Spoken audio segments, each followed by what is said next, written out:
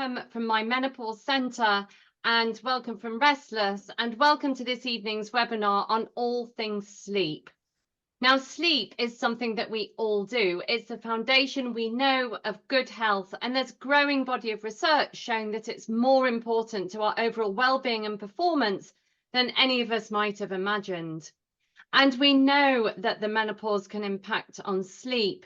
Particularly, I speak to so many women who are struggling to get to sleep, who are struggling to stay asleep. And we know that approximately 60% of women will have issues with sleep as they transition through the menopause. But this is also why we thought, what better way to start 2024 than with a focus on this topic. So I'm really delighted to be joined this evening by Dr. Sarah Gilchrist. Sarah has spent over 20 years working in high performance sport industry, latterly as technical lead for the UK Sports Institute, and she's senior physiologist with British Rowing. Her doctorate, hence the Dr. Sarah, was specialising in sleep and athletic performance, and she now provides consultancy on a range of performance areas, particularly relating to female sleep health, through her own consultancy, which is Gilchrist Performance, and I know we'll pop the link in the chat for you. Sarah is an associate to the Active Women's Clinic, where she provides insight into female sleep health as part of their overall health support consultancy. She's on the advisory board for the Sleep Charity, a fellow of the British Association of Sport and Exercise Sciences, and is high performance sport accredited. So I'm sure you'll appreciate we will not be able to answer individual. So what I wanted to say is, please just following on from what Aideen said, please put questions in the chat. But I'm sure you'll appreciate we'll not be able to answer individual specific medical questions, but we can, of course, respond on a broad level. And I'm sure you'll agree that Sarah will be very well qualified to respond, and me from a medical point of view. So there are two parts to our conversation this evening. So the first part is all about the role and importance of a good night's sleep. And then the second part is going to be talking about the range of solutions, how we assess sleep issues, and therefore what we can do to help you get a better night's sleep. I'm going to be talking about sleep and the menopause, and then I'm going to be calling on Sarah's expertise to talk more generally and specifically about sleep itself and performance. So let's start by talking about the role and importance of sleep. So, Sarah, thank you so much for joining us this evening. As I said, thank you for taking the time to speak with us. Let's just take a step back first and really think about what sleep actually is, because I think it's something that we assume we know about, but I do think it would be sensible to start with the basics. So over to you. Thank you for that intro, Claire, and hi everyone, and thanks for the opportunity to come and talk to you about sleep. And as we'll see, it's the crux of our physical and mental well-being, and the significant impact factor on all of our health. And what is sleep? It's a mystery still. There is a lot of research around sleep, and it has certainly exploded in the last 20 years in terms of the research around sleep and what we do know. But there is still that little bit of a mystery around sleep as to why, as a human species, do we need to sleep regularly for a certain amount of time at night, every night? Whereas dolphins, for example, can swim along quite happily in the ocean with half their brain awake and half their brain asleep. And that might be quite useful to us, particularly in the recent festive season. I could have quite easily have done with half my brain awake and ticking off some of those to-do lists. But we don't as humans. We need to sleep completely every night. And why is that? And we know that sleep has a knock-on effect on our immune function. It has a link to our metabolism. It has a link to our endocrine system, so our hormones. It has a link to our cognitive function and our mental health. And it has a reciprocal relationship with many of the body's biological processes. There's no physiological system in the human body that isn't impaired by poor sleep or enhanced by good sleep. So we need to sleep on a regular basis. It's universal. We all do it. It's a reversible process. It's something we fall asleep naturally and we wake up naturally. We're not for example, in a coma or in a state of anesthesia, for example, is very different to those states. So yes, we need to sleep. It's a natural state for us to be in. And the good news is it's free. It's the ultimate performance enhancer. It doesn't cost us anything to fall asleep. And I often describe it as the not so secret weapon, in the sense that it's no secret. If we sleep well, we feel better, we feel good about ourselves, we can perform daily life better, we can thrive, we can be well. But if we sleep poorly, we obviously feel rubbish. But the secret weapon aspect to it is those people that consider their sleep, address their sleep, personalize that sleep window, protect that sleep window. They're in a better place physically and mentally than those people who are ignorant to that fact. So it's the significant impact factor when you think of pillars of health, and we talk about nutrition, and we talk about social relationships and physical activity being important to health. Well, of course they are. But if we sleep poorly, we are more likely to make poor food choices. We're more likely to be less motivated to do some form of physical activity. Our coping strategies, our emotional regulation is affected if we sleep poorly, and therefore our relationships are affected. So that's my point, really, is that sleep is the crux of the matter in terms of our physical and mental well-being. Yeah, it's fascinating, isn't it? That something that happens that we're not aware of, but is rumbling along in the background, keeping everything ticking over. So, Sarah, when we read newspaper articles about sleep and sleep issues, often it talks about the architecture of sleep. Yeah. So can you just explain what that means a little bit, please? Yeah, briefly for a Thursday night, because it can get quite technical. But essentially, when our heads hit the pillow, you can be forgiven for thinking sleep is a passive process. We're unconscious, we're essentially paralyzed. Nothing really happens during that bout of nocturnal sleep. And that's true in terms of a whole body experience of sleep. But in terms of your brain, it's the opposite. There's a roller coaster going on in there. It's kind of organized chaos. And it's incredible what the brain is doing when we're asleep. There's so many factors to it, but essentially you have a 90-minute sleep cycle, and we all cycle through this, give or take. It's 90 minutes for all of us throughout the night. And in that sleep cycle, you have lighter stages of sleep and you have deeper stages of sleep. So the first two stages are your stages 1 and 2, which is often referred to as non-REM sleep. So that refers to the fact that if you were hooked up in a sleep laboratory to all the electrodes on your head, the electrodes hooked up to your eyes would recognize that there is no rapid eye movement sleep. The fourth stage of sleep, which we'll come on to, there is a dramatic difference in the eye movement. You get rapid eye movement and faster brain waves, more frequent brain waves, similar to being awake. So that's why you hear those terms non-REM and REM sleep. But essentially, 4 stages of sleep. The first 2 stages, stages 1 and 2, light stages of sleep, the first 15 to 30 minutes of that sleep cycle. So if you were to nap, these are the stages of sleep you would be in. And this is why we say don't really nap for longer than 20 minutes or half an hour, because you'll then go into sleep stage 3, which is your deep stage of sleep. This is when the brain waves, it's often called slow wave sleep, this stage of sleep. So when all of the restoration, the demands of being awake are dealt with, you have human growth hormone is released, so muscle repair, all of the cognitive information you've taken on board during the day, memory consolidation, all of those aspects from the demands of being awake are essentially filed away during that stage of sleep. And that kind of oversimplifies what the brain is doing, but that's why it's a key stage of sleep for us.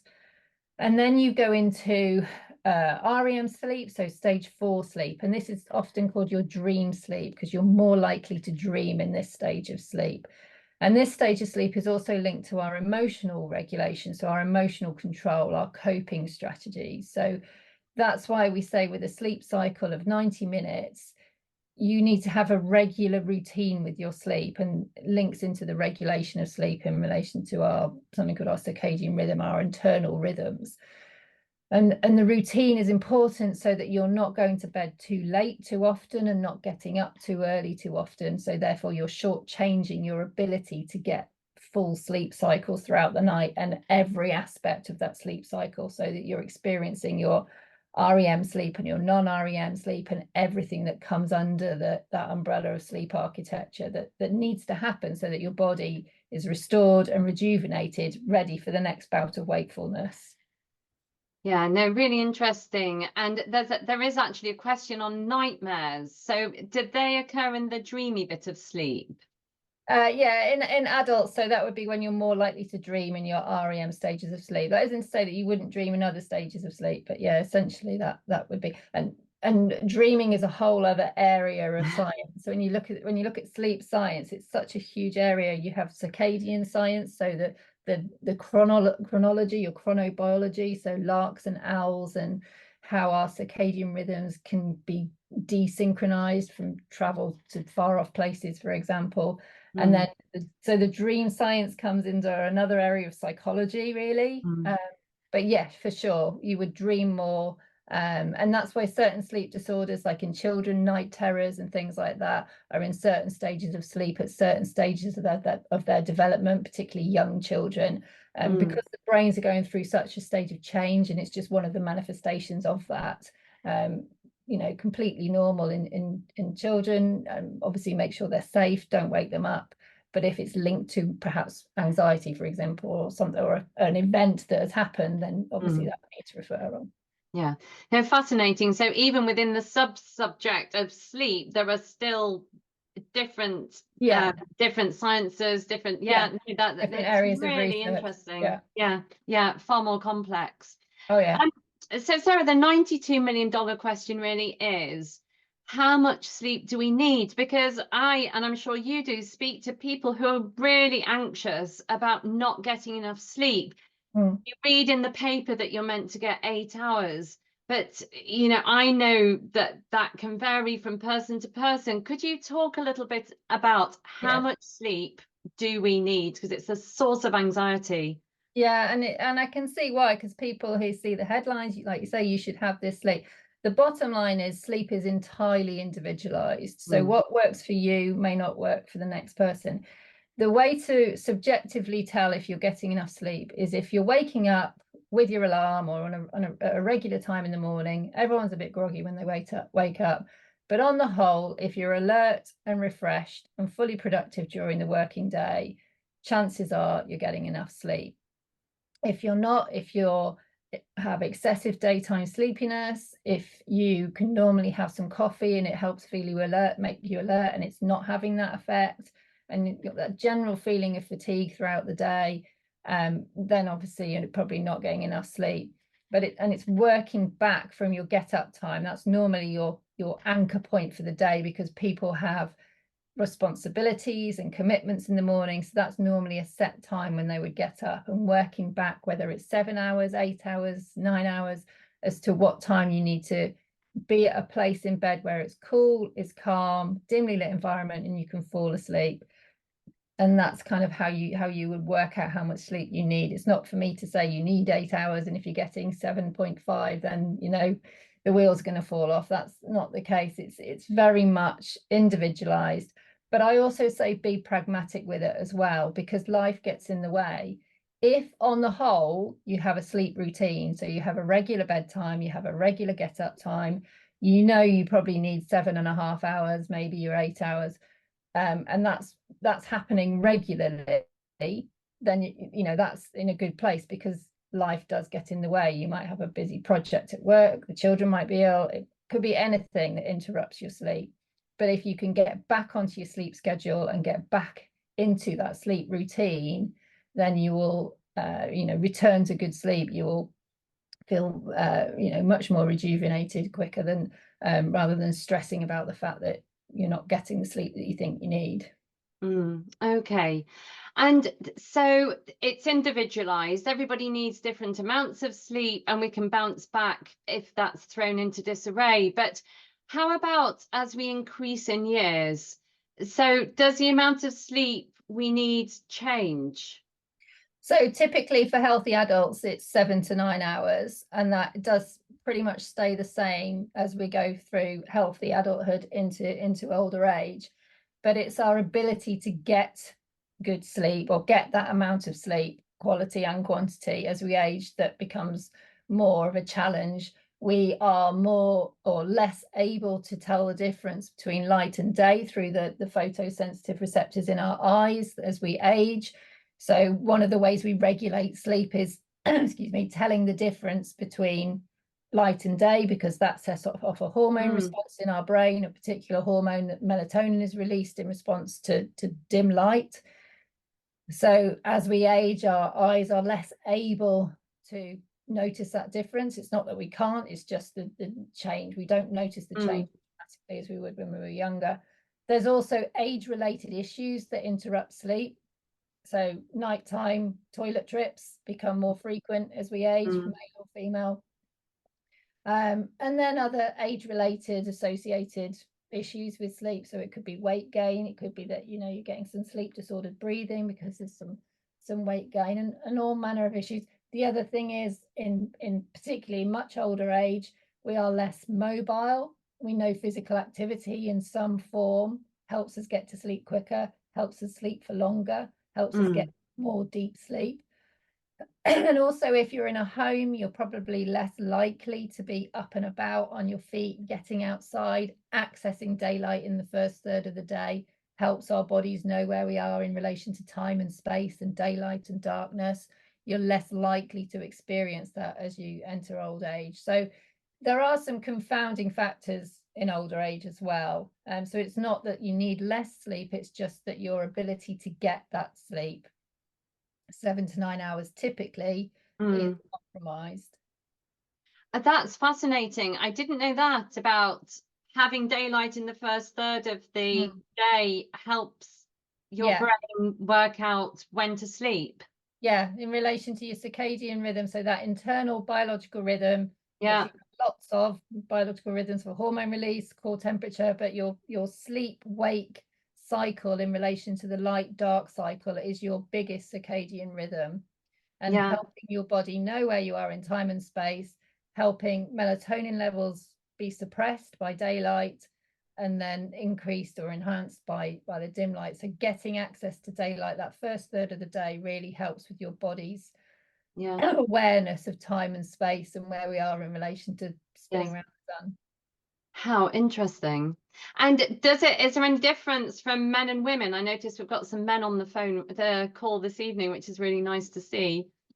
Yeah, so young infants and young childhood, very little difference in the genders' sleep. I mean, sleep is a very dynamic state at that stage of development, but there's very little difference.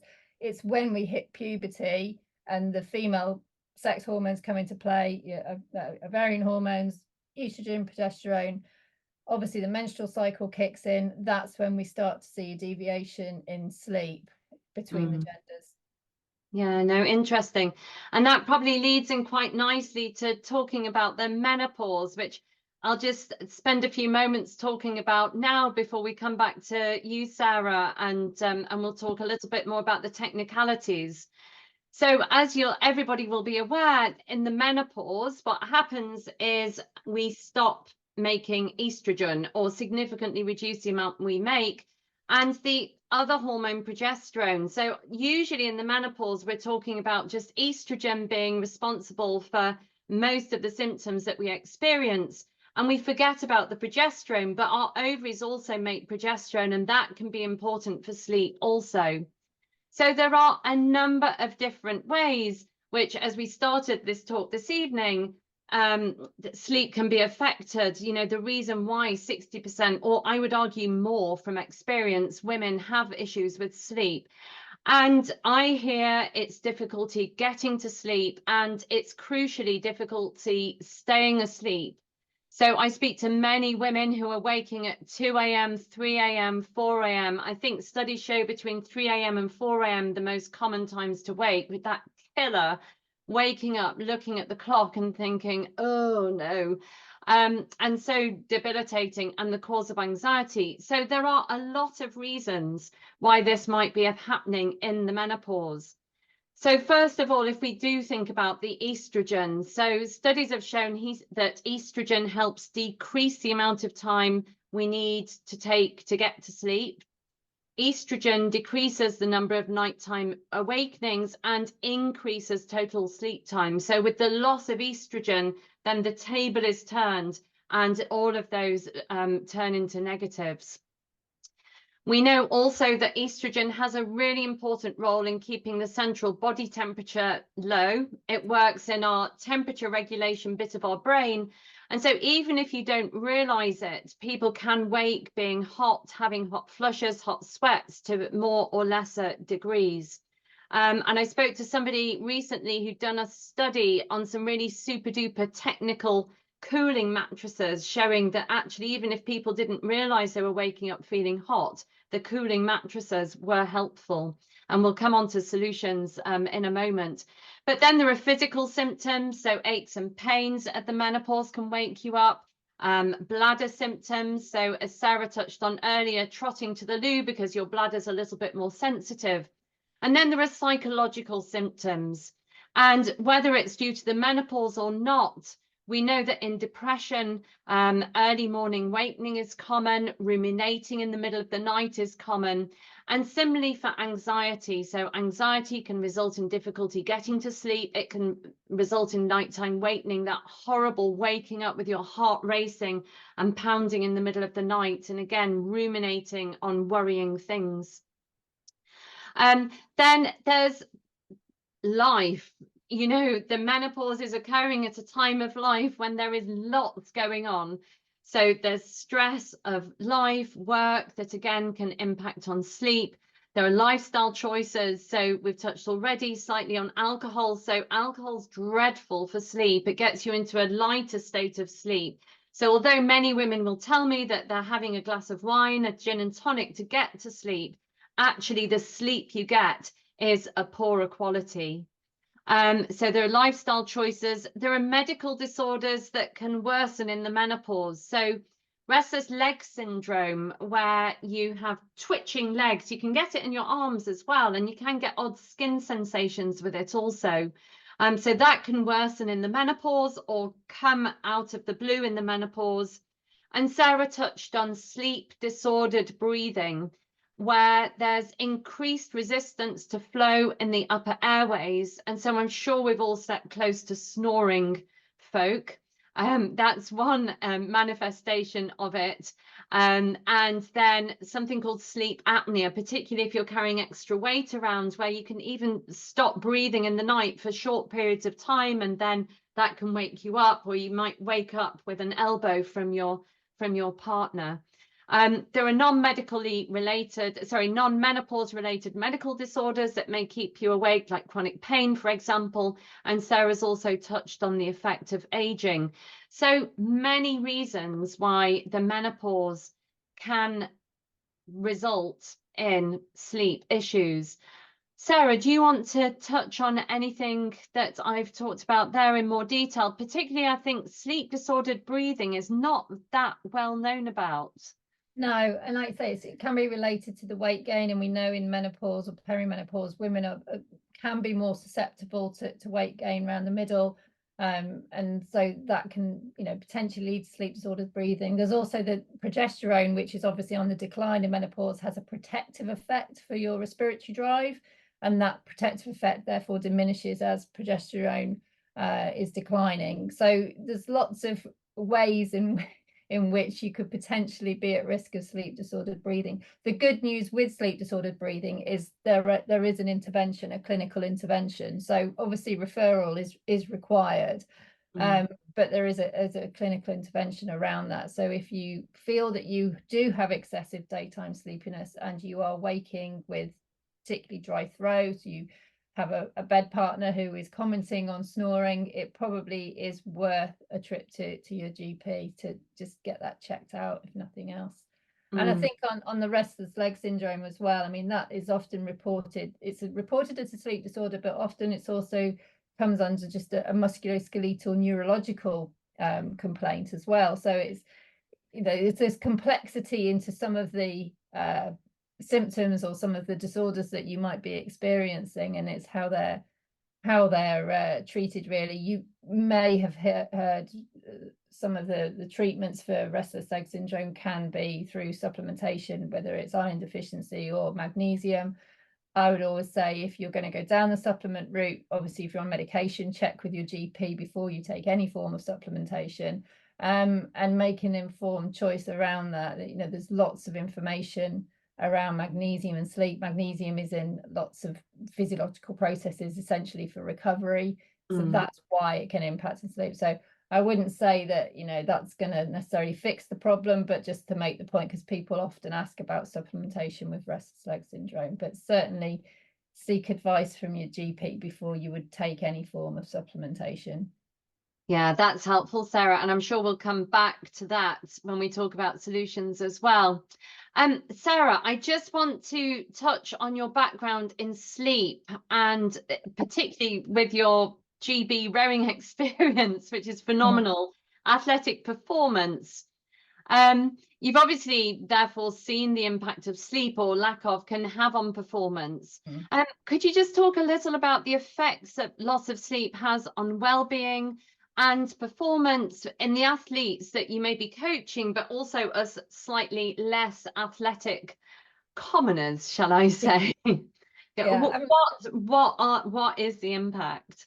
I mean, at the end of the day, they're still human beings. So really the impact of sleep loss is the same as it would be for any of us, in the sense that you're more susceptible to compromised immune system. So even short-term sleep, not one night's sleep, bad night's sleep isn't going to make any difference, but you're going to pick up your coughs and your colds and your tummy bugs more likely if you've had a period of short-term sleep. But in terms of performance, the headlines were the effects on athletic performance were the competition, traveling and training. They were the three biggies really that would have a reciprocal relationship with an athlete. So if they went to competition, perhaps they couldn't sleep because they were anxious or they were excited.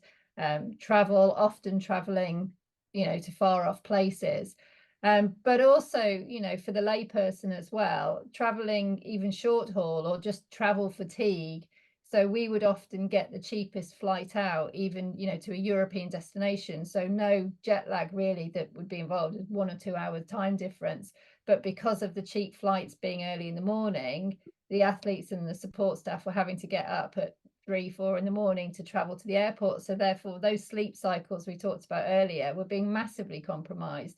So you have that knock-on effect then of on your sleep and on your recovery once you get to your venue. So that's whether you're an elite athlete going on a training camp or traveling to a competition, or whether you're traveling for work or going on holiday, you know, that knock-on effect, it might take you 2 or 3 days to recover. So if you want to go somewhere and perform, whether it's at work or enjoy your holiday, you've gone away for a long weekend, you don't really want to be going somewhere where you're, you know, compromising your sleep so much it takes you 3 days to recover. So yeah, the travel aspect was an interesting one, because it's not, people assume it's long haul. It's not, it can be short haul as well, and just general travel fatigue.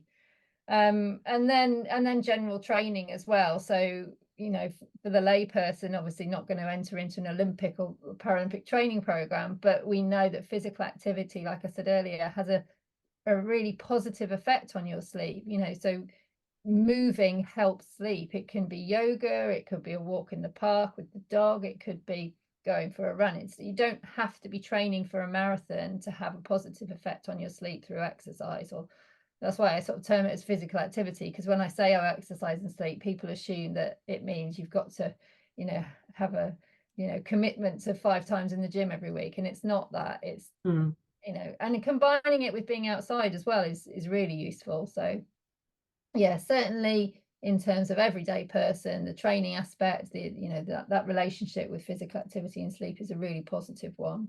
Yeah, no, that's really good to know. And you know, you touched there on the effect of short-term sleep loss having a negative effect on the immune system and increasing your likelihood to get coughs, colds, etc.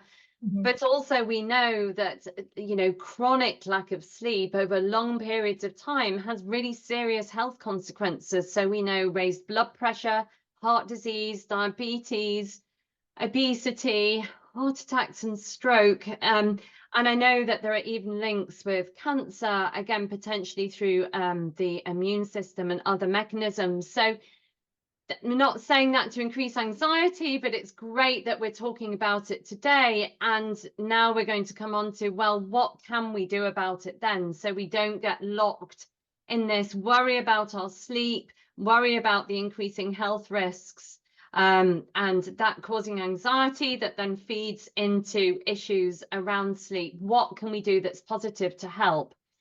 So Sarah, in your line of work and with your business, can you just talk through your approach to somebody coming to you with sleep issues in, say, a one-to-one consultation? Yeah, sure. So obviously what we do is we talk about the background first. What's the issue? How long has it been going on? And I'd sort of take a holistic approach, because it could be, it could be a woman in her late 40s, early 50s. So potentially it could be linked to perimenopause or menopause, or it could be somebody younger who's just had a baby. It could be, there's so many variances with sleep. So we do a full background and a needs analysis, and then we'd look at gathering some data. So we'd use some questionnaires, and obviously do a question and answer session of a consultation as well, and just do a data gathering phase really, and look at the lifestyle, take on board perhaps what their diet is like, how much they exercise, all that kind of thing. And then also look at their what we term their sleep health or their sleep hygiene. So what's their routine like around sleep? What's their exposure to screens in the evening? We talked about melatonin. It's the Dracula hormone. It only comes out at night, and it's suppressed by light. Light is the sleep robber, you think. And so, if someone's got excessive screen use and things like that. So we sort of do a whole holistic approach. Sometimes they've been referred from a medical practitioner as well, so I might have some information about that as well. Obviously I'm not a medical doctor, so I don't go down the route of trying to do a medical consultation or a medical screening, but sometimes I will have that information as well, or they might volunteer it themselves. And then it's a case of looking at some of the strategies that we'll come on to when we talk about solutions. Sometimes it's really obvious in the absence of a sleep disorder. If I do suspect a sleep disorder, then I signpost and I refer on where appropriate. For example, if I have somebody, a male in his 50s, who's presenting and they're stating they're going excessive toilet trips during the night, it could be that that's an enlarged prostate. So that's an immediate referral back to their GP, as well as the advice that I would give them around their sleep. So there's lots of avenues that we might do depending on how they present. But the sleep solutions side is often practical strategies. They live in a noisy area, or they have lights outside their house, so blackout blinds, eye masks are useful, or they just don't have a routine, or they had a routine and their lifestyle has changed and now they're struggling to get a routine, or that kind of thing. So sometimes it's making small changes, and I always say change one thing at a time, because if you change lots of things, you don't know what's worked, and then that can cause a stressful experience around your sleep. And then there's a follow-up as well. So they go away, and then they have an opportunity to have a follow-up if they want to. And usually it's some practical advice, and that's made the difference. And in some cases it's been a sleep disorder and insomnia, for example, and there's some solutions around that we can talk about later, CBTI, for example. So it's very varied. Yes. Yeah, no, fantastic. So just really trying to work out what's going on from the history, and having that time and space to just explore all aspects. Moving on to solutions, and you touched on something there that I'm keen to sort of start with. Screens before bed, such an issue, isn't it? I mean, is there sort of a set period of time that you're advised to avoid a screen before going to bed? Yeah, and it does come back to what I said about sleep being individualized. So some people can be on a screen before they go to sleep and it doesn't affect them. But on the whole, there's two aspects to it. There's the suppression of melatonin hormone that I've mentioned already, and there's also the cognitive aspect. So if you are on a screen, if you're watching, say, some news that is particularly anxiety inducing, or you're playing a game or something, your brain is not in a calm, rested state. Your brain is having to be dynamic and having to make decisions, and obviously, keeping your functions going. Your eye movements are quicker, taking on board information. If you kids are gaming or whatever it might be, then they're going musculoskeletally, they're using their functions. So there's that side of it as well. So if you think you need to be in a calm, rested, relaxed state to fall asleep, being on a screen does not really induce that state generally, but like I say, some people can cope with it. But so that's why we say melatonin levels tend to need a couple of hours to reach their peak to help us fall asleep. So within that hour and a half before falling asleep or before going to bed, it's a good idea to reduce the screen time. Or if you are watching TV, for example, it's not something that is particularly anxiety inducing or going to give you nightmares. Or I'm laughing to myself because in our house we are addicted to the Traitors BBC program at the minute, which doesn't finish till 10 o'clock and really makes your mind going. So I have to do some kind of reading and relaxation before I go to sleep after watching that. But something, avoiding the screens. It's the blue light, the thing of light on a spectrum of light, and the blue light that they emit, those photosensitive receptors in your eyes pick that up. So the melatonin is not suppressed. The melatonin is suppressed, and it's not given that opportunity to rise like it should do. Okay. So in the last 10 minutes, because it'd be nice to have some time to answer some of the questions, if we really home in on solutions to sleep. So we've touched on light, I've mentioned alcohol, the other lifestyle factors, sleep hygiene. So do you want to just go through some of the sort of common solutions that you see that really help people, Sarah? Yeah. I think the first solution is giving yourself that opportunity to get good sleep. That's the first thing. So being in a position where you are in a cool, calm, relaxed state. The sleep system is important. So your bed, your pillow, your mattress, what you sleep in or not, is personal preference. Every 10 years, we should be changing our mattress. So where circumstances allow, that's good advice. If you go on the Bed Advice UK website, there's lots of information on there about your sleep system, your mattress. Pillows, people have lots of pillows for perhaps reading and support when you're sat up in bed reading, but actually to fall asleep, one pillow is ideal because you want your head, your neck and your back in alignment. So that musculoskeletal alignment. You don't want to wake up with a crooked neck and in pain, and then it's that catch-22, you can't fall asleep because you're uncomfortable and you're in pain. And the other side of it as well is temperature control, so of your sleep system. So the right tog for the time of year, for your duvet, the sheets. You can get Claire and I were at Denham Mill, and they've got sophisticated sheets these days for if you're getting hot flushes and things like that. So there's technology out there with your sleep system to help if that's the case, and just for your own comfort. 18 to 20 degrees ideally in the bedroom, and then like making it that relaxed space for you to fall asleep. So that would be kind of the first thing around physically what you're sleeping in, and giving yourself the opportunity to get in a relaxed, calm state. And then it's down to whatever relaxation techniques work for you. So it's not for me to say do mindfulness or yoga, breathing exercises, meditation. There are a whole host of gentle psychological techniques, or nutrition, chamomile tea, for example, milky drink. Milk's got tryptophan in, which is the precursor to melatonin. So that's why milk is particularly advised, but there's lots of other foods with tryptophan in. So that side of thing. We talked about alcohol. I mean, alcohol shuts down that REM, that dream state of sleep. Even 1 or 2 glasses, you don't need to be binge drinking for alcohol to affect your sleep. So the coping strategies that get sorted out in the REM stage aren't necessarily done if you had a drink. So it's like anything with your health, just drink sensibly, but no, it really does have an effect on your sleep quite markedly.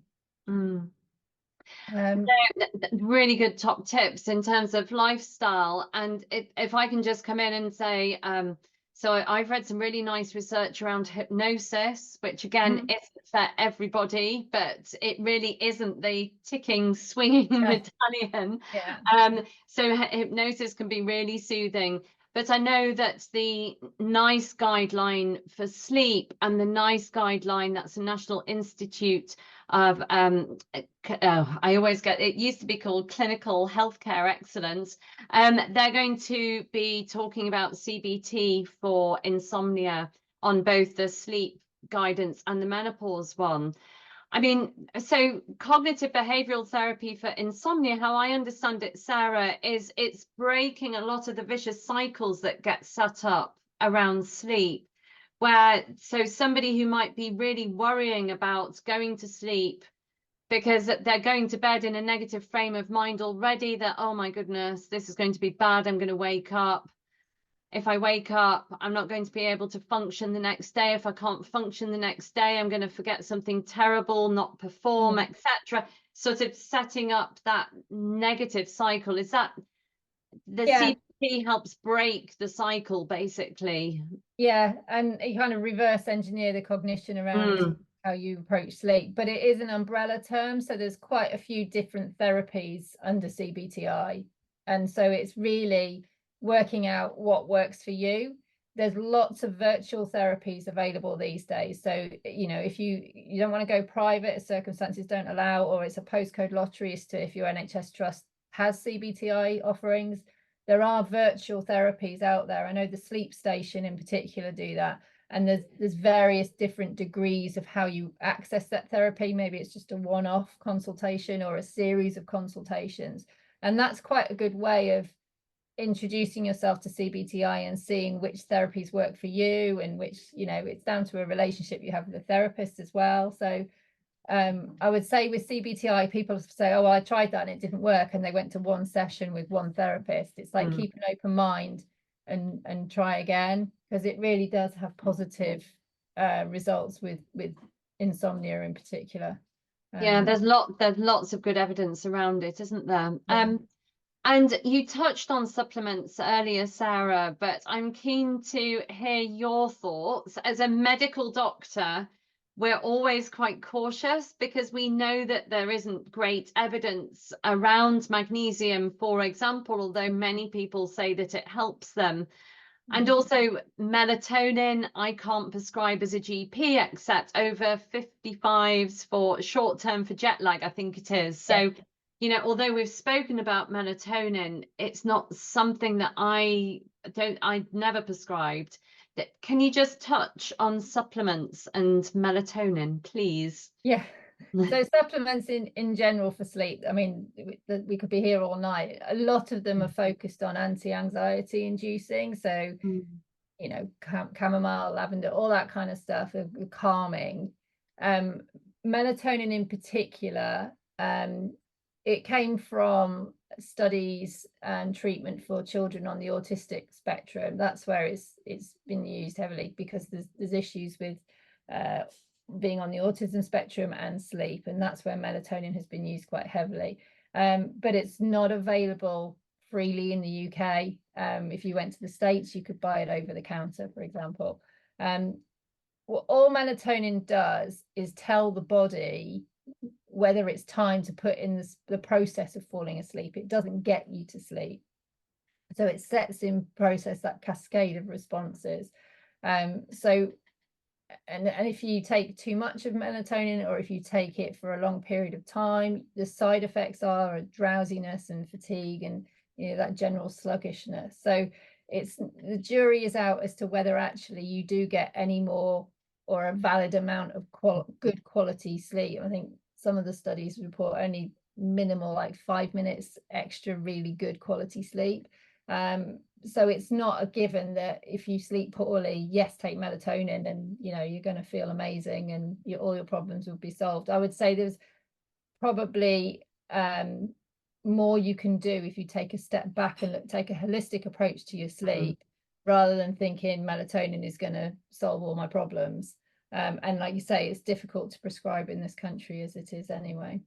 That's interesting. What about magnesium, Sarah? Well, like I say, magnesium is, well, as you know, responsible for lots of physiological processes, many of which are recovery. So you can see why there's a link or an association between taking magnesium and improved sleep. But the studies, there's limited evidence. It's not regulated. The supplement market isn't regulated in the same way that prescription medications are. There are some studies that say it will help you fall asleep faster for longer. So you're going to, obviously, that sleep quality, you're going to feel you've had better sleep. But I would just make an informed choice. And with my other hat on, working with athletes, it's a food first approach, and assess the risk, assess the need, assess the consequences, because you don't want to take something that is potentially going to be a prohibited substance. But for general population, that's obviously not an issue. But I would always make an informed choice. And if you are on any other medications, don't take a supplement until you've discussed it with your GP. Yeah, no, that's always really sensible advice. And then obviously with my menopause specialist hat on, we know there is good evidence that hormone replacement therapy can help sleep. So that's giving back the estrogen, which helps you get to sleep. It helps you stay asleep. Not for everybody, but it generally does. And the progesterone as well. We started off at the beginning just mentioning the progesterone. So if you're taking HRT with particularly the body identical micronized progesterone, which the trade name is Utrogestan, if you swallow it, we know it can get you into a deeper state of sleep. Something that I'm really aware of is people taking antihistamines over the counter to help them get to sleep. And often people will go to the pharmacy for their sleep issue to get a remedy, rather than talking it through with their GP, because obviously there are enormous challenges to seeing your GP at the moment. And actually antihistamines can help, but we do also know that there's a link with dementia. Now, we don't know whether it's the antihistamines causing or whether it's an association, but it is interesting that increasingly there are campaigns and increasing educational awareness about not taking antihistamines. And there is a question on the chat about quality of sleep from taking sleeping tablets, for example, antihistamines, or we can prescribe zopiclone, zolpidem. There's a whole load of hypnotics. Do you have a view on that, Sarah? Because often they knock you out, but you don't wake feeling refreshed. Yeah, I mean, I always take the view that sleeping pills should be the last port of call. You've talked about a few of the practical strategies and about that, protecting your sleep window, giving yourself that opportunity to get good sleep in the first place. And if none of that is having an effect, or if there's a particular sleep disorder, then there are sleep disorders where medications are put in place, not necessarily the ones you just described, but there are, there is perhaps a medicated route for a particular sleep disorder, and that's a separate issue. But in terms of just going to your GP, I can't sleep very well, here's some sleeping pills, that is a massive bugbear of mine, because there's so much that you could do. There's so many conversations you could have that would provide other interventions before going down the route of sleeping pills. Sleeping pills aren't giving you a natural state of sleep. So, if you're on them for a long time, there's, particular issues, whether it be dependency or just the general sluggishness and, feeling that, actually you haven't had a good quality night's sleep. I think maybe in some places they do have a place. Perhaps you've had a particularly traumatic event or grief or something, and it's very short term.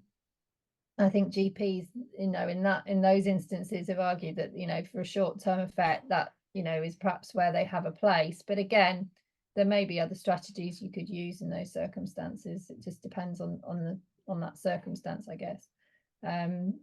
But yeah, it's the long-term effects that worry me more than anything.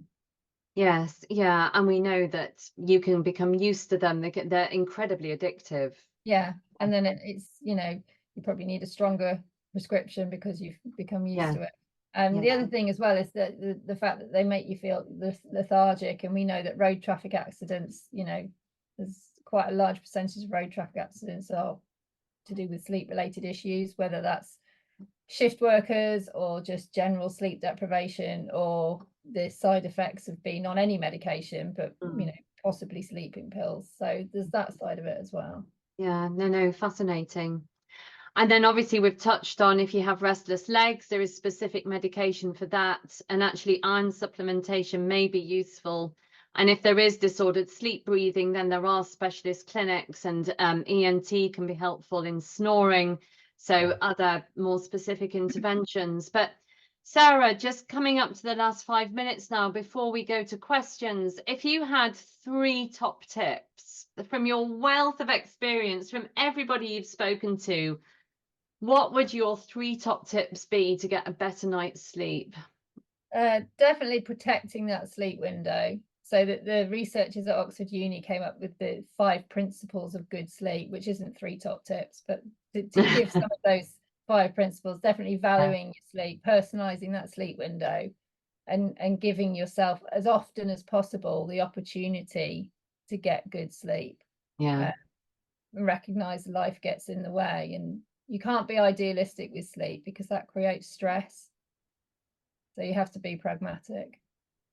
Yeah, no, thank you so much for that. And I would definitely add to that. I definitely see so many people worrying about sleep, and that then having a negative impact on the sleep. So no, absolutely. Thank you so much. That's really helpful. I think in the last 5 minutes, it would be really nice to go to some of the questions that have been asked. Aideen, would you like to come back at this point? Yes, here I am. I'm back. So there were comments earlier on about using tech before sleep, but obviously you've covered that. And we've talked a bit about sleep aids and if they have detrimental effect on sleep. I don't know if there's anything else to add to that. I know you've largely covered that as well. But one question was around, does working regular night shifts detrimentally affect your health? And I guess that's a challenge for a lot of people. Oh, hugely challenging. Sarah, what do you think? It's awful for doctors. Yeah. We do quite a lot of webinars on shift work and sleep, and I often make the point that you have to approach it as a lifestyle. So wherever possible, when you're not on shift, get back onto a good sleep routine in terms of nighttime sleep, and stick to that routine as much as you can when you're not on shift. There is a lot of work being done in the workplace, whether it's construction, medicine, various different industries that involve shift work, where there are shift management practices being put in place. I know that it's better in some industries than others. And obviously, clearly medicine is particularly challenged at the moment. But I think it comes back to safety in the workplace, whatever industry you're in, and that's why it's important that there are sleep management practices put in place. We do a lot of education of employees and the employer, so that the people on the ground doing the job can say to the employee, well, we don't have anywhere to go and have a nap, there's nowhere safe for us to go and have a nap, and all that kind of stuff. So there's a lot changing, but certainly, there is a thing called shift work sleep disorder, which is a particular disorder. It's not to say that everyone who works shifts will suffer from this disorder, but certainly people who have been on shift work for a long period of time and then suffer with excessive daytime sleepiness, can't get onto a sleep routine, whether on shift or off shift. That's probably some red flags where they need to seek some guidance on that. But it's more of a lifestyle approach rather than, oh, this is my job, these are the hours I work, and then try and fit everything else in around the shift. It has to be a lifestyle, and the whole family have to be bought into that way of living in order to help the person on shift achieve good sleep when they're off shift. Yeah, tremendously challenging, isn't it? Yeah. Good question. Yeah, so a couple of other comments about talking to their GP being very challenging, and that they're not getting support from their GP. So obviously all the tips you've shared tonight are really helpful, but is there anything else, any other resources that they can use? I think Emma has shared quite a few links in the chat, but anywhere you can send to people would be helpful. the sleep charity, who I do a lot of freelance work for, they have a national sleep helpline. So Emma, in the background, if you go on the sleep charity website, they have their national helpline we can put in the chat. They also have the Teen Sleep Hub, specifically for teenagers. They've also just released an ebook for families, so that can be downloaded PDF form. Really useful resources for children, pediatric sleep, but families in general. They've just launched today a project which is going live next month on sleep and ADHD in children. So that's a podcast series and resources to go with that. So there is lots of information there. I think also there's various charities, so Mind UK, Alcohol for Change, places like that. And then NHS do have guidelines for sleep apnea, for insomnia. I mentioned Sleep Station earlier for virtual therapy for CBTI, and Sleepio, which is an app for your phone, is available in all of the NHS trusts in Scotland, I think I said, and then Berkshire. You can search yourself if it's on your NHS trust. Those are just a few off the top of my head, but the National Sleep Helpline from the Sleep Charity is a really good resource. I think it's manned more often than not, more nights in the week than it isn't. It's not 24/7, but it's volunteers. Yeah. Now I know about that as a GP. I have signposted patients there where I felt as a GP, because we don't get any training on sleep. No. I've signposted people, and they have had really useful advice from them. And a part of it is just having the time to talk about it and get some sort of targeted information. So yeah, no, I can recommend that. Thank you, Sarah. All right. Probably one final question before we finish up, because it's nearly past. A couple of people have mentioned suddenly having nightmares again. Are these common in part of perimenopause when they haven't had nightmares since they were very young? Oh, that's interesting. And I'm interested in Sarah's answer as well. So I have heard that. And I've also heard people having nightmares when they take progesterone specifically. And so I wonder whether it's something to do with hormonal fluctuations. It may be something to do with the state of your mind as you're going through the perimenopause, which is often fraught with anxiety, for example. I don't know anything more specific than that. Sarah, do you have any further insight? Same. I mean, I'd be interested to see what a psychologist thought, because my first thought was it's probably related to the state of mind and probably a level of anxiety at that stage in life. With the hormone change, it's the rate of change in the hormones rather than the absolute levels. So it may be circadian rhythms, and we have, your hormone release has a circadian rhythm. So it may be that a particular stage in the night, if you're having taken on board HRT and having synthetic hormones, I don't know. I haven't looked into that specifically, but I mean, as long as you're safe with it, if it's causing night wanderings, for example, then it might need looking at in the sense of if there's another sleep disorder as well. But if it's just you're in bed and having nightmares, it may also be it's related to the temperature raise, and you haven't really noticed the temperature raise, but it's been enough to cause that restless sleep, and you're in an REM phase of sleep, and you remember the dream, and it's particularly anxiety inducing because of things that are going on in your life. I don't know. Interesting, but the key thing is you're not alone. Yeah. Yeah. Thank you so much. So I think actually that's all we've time for. It's 8:31 actually, so we've run over a little bit. So thanks very much for another great event and some fabulous advice and tips.